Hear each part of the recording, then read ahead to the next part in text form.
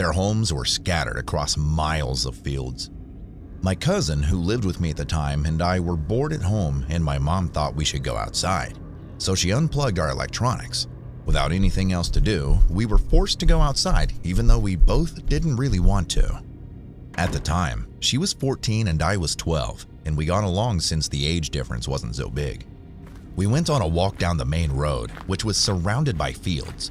It was pretty fun to just hang out with my cousin. The main road had many smaller paths leading to the fields and the forest, which was further away. Those paths were made for walking and not really for driving. So me and my cousin were pretty weirded out when we saw a white car trying to drive down a path to the forest. It was going pretty slow and it wasn't far away from us, so out of pure boredom, we decided to follow it. The car stopped at some point under a tree, and two very tall men wearing sweaty t-shirts came out. There was a person in the back seat, but they didn't move at all. My cousin and I were confused, and she didn't want to go any further because she was scared they'd see us. She went back to the main road, but I was curious, so I stayed. She called my phone after 2 minutes or so and said a black vehicle was trying to go down the path too. We stayed on the call since I was getting scared because I could get trapped between the two vehicles. My only choice was to leave the path and go into the fields, but they'd be able to see me there. I was scared and my cousin dialed 112, the European emergency service, and I was ready to call if something happened. I jumped into the bush in the fields because I saw the black car in the distance and I was really scared. The car passed by me after around 10 minutes and thankfully they didn't see me. This time there it was, an older woman and 3 big men who got out of the vehicle. They talked for a while and then I saw 2 of the men digging a hole into the ground in the field. At that point, I finally realized that the third person in the white car wasn't actually alive.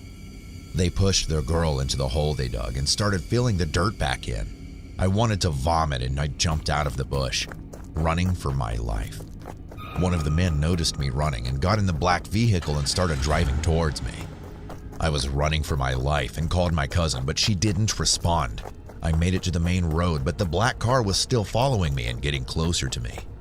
My cousin was nowhere to be seen, so I started running back home, which was not a very good idea since the car was following me on the main road. It would surely catch up to me. I tried to call the police while running, but I dropped my phone in the process, and I was too afraid to stop and just kept running without it. I saw the car turn off the path onto the main road and I got very scared and started running even faster. The car sped towards me and so I jumped into the field by the side of the road.